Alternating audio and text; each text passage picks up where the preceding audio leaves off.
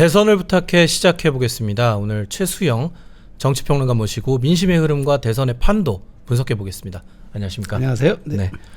네, 오늘은 오늘자 동아일보 지면에 올라온 따끈따끈한 여론조사 분석 좀 해보겠습니다. 네. 제가 개요부터 좀 소개해드리면요.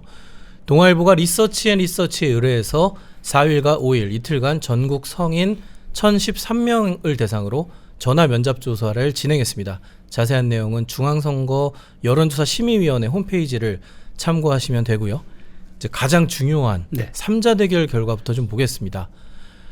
만약 내일 대선이 이뤄진다면 어떤 후보에게 투표할 것인가 라는 조사인데 제가 호칭은 좀 생략하겠습니다. 네. 이재명 49.7, 김문수 29.1, 이준석 7.4를 기록했습니다. 그런데 후보를 한덕수 전 총리로 바꾸면 이재명 49.8, 한덕수 30.8, 이준석 6.1을 기록했습니다.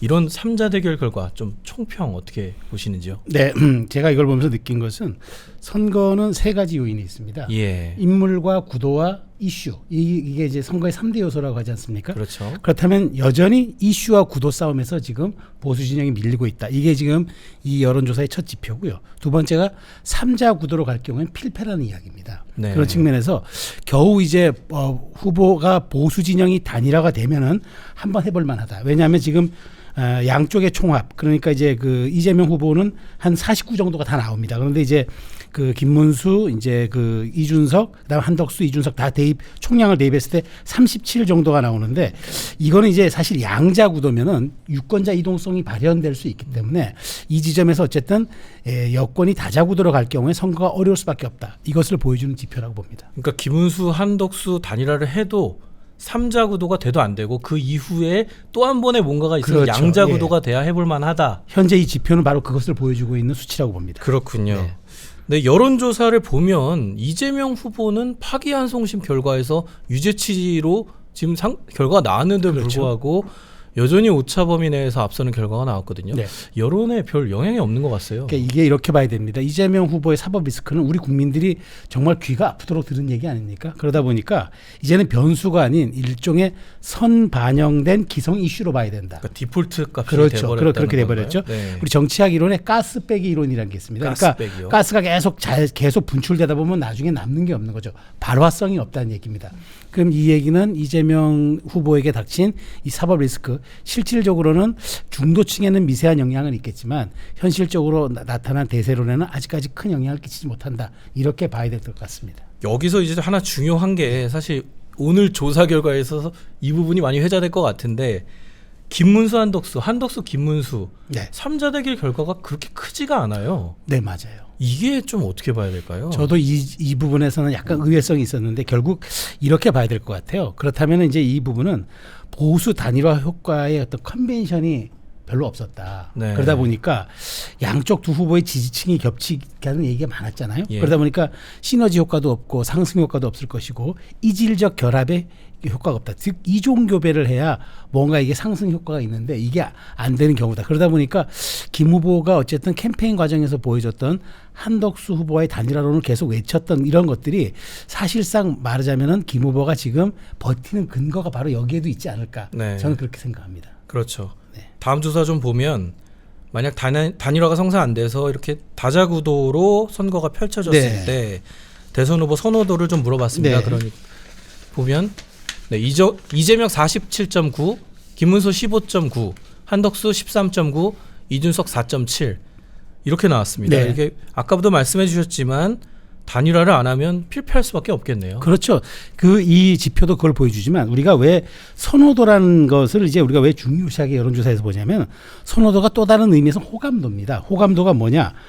그 후보의 확장력을 보여주는 우리가 선행 지표로 이걸 보거든요. 네. 근데 이 차이가 거의 없습니다. 차이가 뭐 사실상 큰 차이가 안 난다는 거는 두 후보의 확장력 신뢰도가 서로 비슷하다 이렇게 이제 봐야 되겠죠. 그러다 보니까 조금 전 말씀드린 것처럼 김문수 후보가 내가 굳이 한덕수 후보에게 거의 뭐 후보 자리를 헌납하듯이 해야 할 이유가 전혀 없고 시간에 쫓기는 단일화 내가 받아야 될 카드가 아니라는 생각을 하는 자꾸 근거가 되기 때문에 오늘 저도 이 여론조사의 이 지표가 상당 부분 다른 언론이라든가 방송에서도 많이 그 관심을 끌 만한 이슈라고 생각합니다. 그러니까 김문수 후보가 좀 버티는 근거가 될 수 있는 그런 상황이 되어버렸어요. 그렇군요. 네네. 네. 또 저가 아니라 이제 동아일보도 이렇게 네. 보도를 했는데 좀 눈에 띄는 결과 또 하나가 있는데 네. 절대 지지하지 않을 후보 네. 이 응답에서 이재명 후보가 37.15 가장 높은 수치를 네. 나왔지만 한덕수 전 총리에 대한 비토 여론도 30.4로 꽤 높게 나왔거든요. 네. 이 결과는 좀 어떻게 봐야 될까요? 예, 저도 이제 이 부분을 보면서 그 이재명 후보의 사실 비호감은 원래 선거 전부터 계속적으로 회자되던 부분 아니었습니까? 항상 이재명 후보의 약점으로 지적되던 부분이었으니까 그렇다 보는데 한덕수 후보의 비토가 높은 것은 결국에는 아직 민주당이 얘기하고 있는 이른바 내란 세력 심판이라는 프레임이 먹히고 있다 이렇게 봐야 될 것 같아요. 네. 왜냐하면 윤석열 정부의 2인자이자 대행에서 후보로 또 바로 직행을 하지 않았습니까? 그러다 보니까 명분이 취약하다 이 지점을 한번 보여주는 지표 같고요.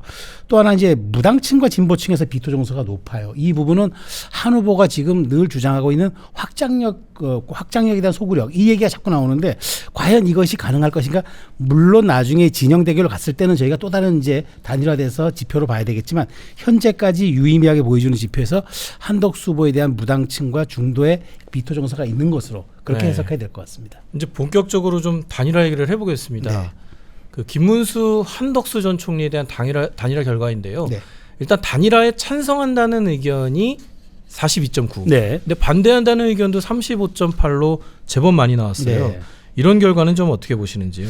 그러니까 단일화에 찬성하고 반대한다는 의견이 사실상 뭐 7%포인트면은 큰 차이가 없습니다. 네. 이게 이제 또 더군다나 이제 양쪽에 누구로 이제 후보가 이동했을 때 내가 지지하겠다는 격차도 10%포인트 정도밖에 차이가 안 나요. 그러니까 유권자 간 이동성도 비슷하단 말이죠.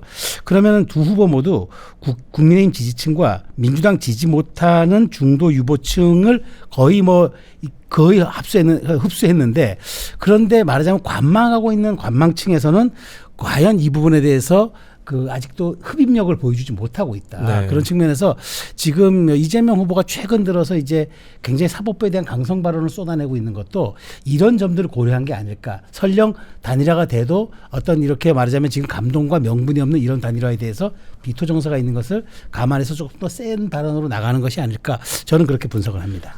네, 단일화 자체에 대한 찬반은 비슷한데 네. 사실 이게 국민의힘 지지층만 보면 네네. 단일화 찬성 의견이 89.6%로 굉장히 압도적으로 나왔거든요. 맞아요. 네. 사실 오늘 국민의힘 지도부가 네. 뭐 당원 찬반 조사를 해서 김문수 후보를 압박하겠다 뭐 이런 방침이잖아요. 그렇죠. 이런 조사가 나올 거니까 지금 이런 조사를 하는 거죠. 그렇죠. 추세로 놓고 본다면 맞는데 다만 김 후보가 이거 중단해야 된다고 얘기해서 과연 발표까지 하게 될지 모르겠습니다만 제가 보기에는 이 수치보다 더 높을 것 같아요. 그렇군요. 9단위로 넘을 수도 있어요. 왜냐하면 네.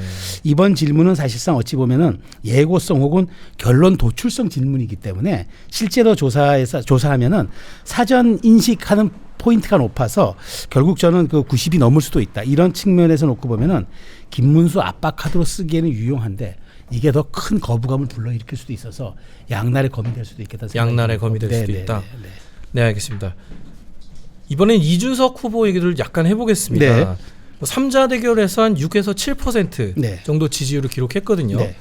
이 숫자가 대선 막판 의미 있는 어떤 변수가 될 수 있을까요? 근데 저는 지금 여론조사 수치에서 최소한 저는 10 이상을 계속 넘어가주는 수치가 나와야 이준석 후보가 완주할 수 있는 명분을 가지고 자신감도 가질 겁니다. 왜냐하면 10%포인트가 굉장히 중요한 것은 기탁금의 절반을 돌려받을 수 있는 수치고 실제로는 거기에 근접하면은 본인이 완주했다는 명분도 얻을 수가 있는데 이게 안 되고 계속 5에서 10% 사이로 오르락내리락 할 경우에 만일 한덕수 김문수 후보가 단일화가 되고 범보수 진영이 일원화가 된데 거기에 본인이 참여해서 구도를 흔들 수가 있다 그러면은 승부처가 될 수 있다고 판단하면 저는 그때는 단일화할 수도 있지만 그게 만일 이준석 후보가 10% 이상을 계속 넘나드는 여론조사 지표가 나오면은 완주를 택할 가능성도 있다는 그런 분석이 가능합니다. 지금 두 가지 경우의 수를 말씀 주셨는데 네.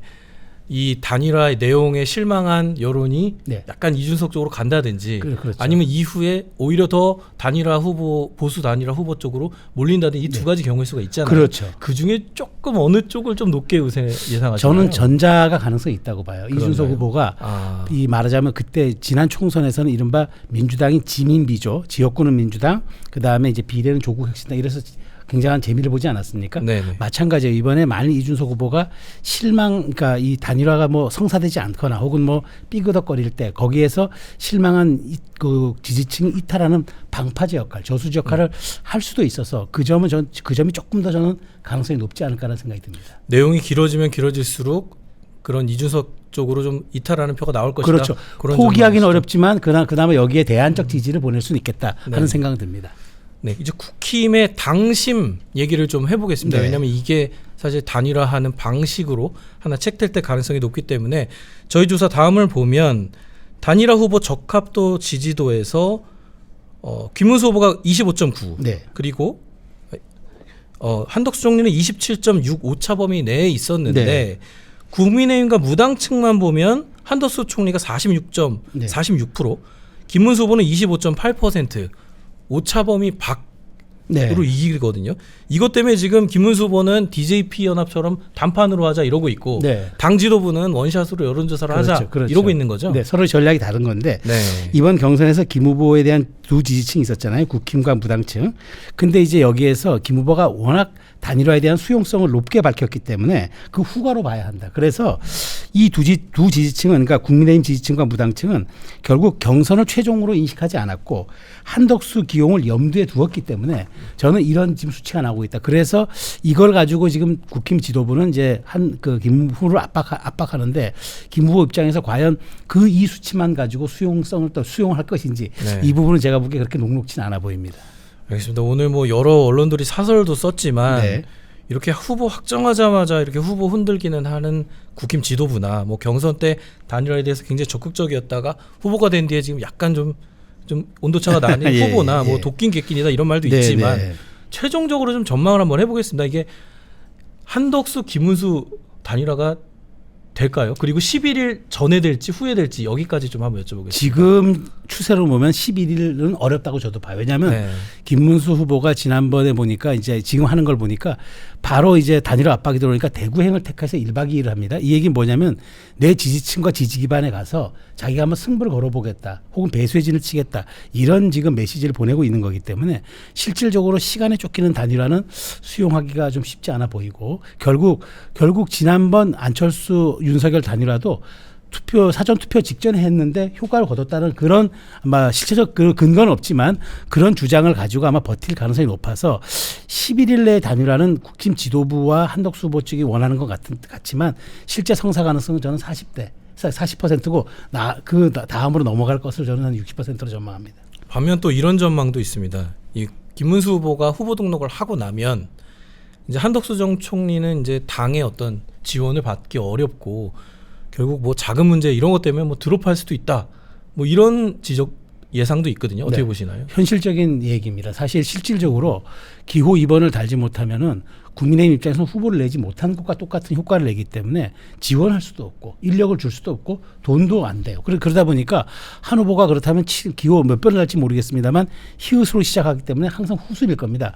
과연 그렇게 해서 그럼 완주를 할 것이냐. 그게 쉽지가 않거든요. 그런 측면에서 사실상 지금 칼자루를 쥔 쪽은 김문수 후보고 칼등에 올라 있는 분이 이제 한덕수 후보가 하는데 이걸 어떻게 좀 바꿔보려고 국힘 지도부가 하고 있습니다만은 제가 보기에 김문수 후보의 감정이라든가 그다음에 대의 명분을 더 압박해서 누그러뜨리기 전까지는 저는 이게 과연 현실적으로 가능할까라는 그런 약간 의구심이 듭니다. 네. 네, 국민의힘에 비해서 변동성이 적어서 저희가 좀 후순위에 배치하긴 했는데 네.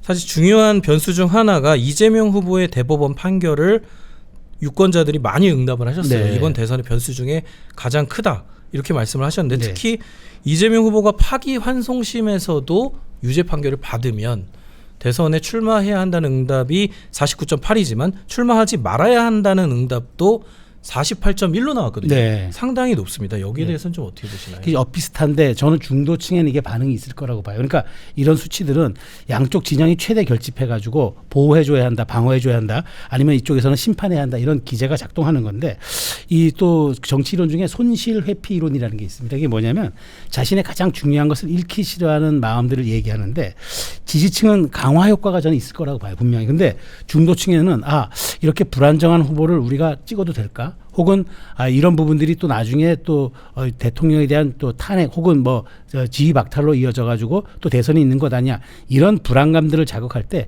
유권자들, 특히 중도층이 가장 싫어하는 게 불안정성이거든요. 그런 측면에서 이 유권자들을 자극한다 그러면은 분명히 중도층에 대한 전환 효과는 있을 거라고 보기 때문에 수치는 조금 엇비슷하게 나타나더라도 이 부분이 나중에 말하자면 유권자 부동층의 승부를 가르는 스윙 카드는 될 수 있겠다. 그런 네. 측면에서 이 지표도 그렇게 만만하게 봐야 될 사안은 아닌 것 같습니다. 저희 조사에 마침 딱 말씀하신 그 지표가 있네요. 네. 중도층에서는 파기한 송심의 유죄를 받아도 네. 58.4% 출마해야 한다. 네, 출마하지 말아야 한다는 의견도 40.8%로 제법 높습니다. 그렇습니다. 네, 지금 말씀해주신 부분이 그런 부분이네요. 그런 인식이 충분히 중도층에게는 반영될 수 있다고 봅니다. 이런 여론 때문인지 민주당이 지금 굉장히 강경합니다. 초강경. 네, 재판을 대선 뒤로 밀어달라. 또 안 그러면 조희대 대법원장과 재판부 줄이어서 탄핵하겠다. 네. 뭐 이런 강경 대응 예고하고 있거든요. 이런 대응에 대해서는 좀 어떻게 제가 보기에 평가하시나요? 엄포용으로 봅니다. 실질적으로 중도층에 이게 굉장한 악재가 될 수 있는 이슈이기 때문에 말은 그렇게 하지만 그렇게 하면서 사법부를 압박하는 효과는 있겠지만 실질적으로 저는 탄핵 카드까지는 꺼내들지 않을 것이다. 저는 그렇게 전망합니다. 네, 그렇군요. 네, 지금까지 최수영 정치평론가와 오늘 여론조사 분석 나눠봤습니다. 명쾌한 분석 감사합니다. 감사합니다. 네.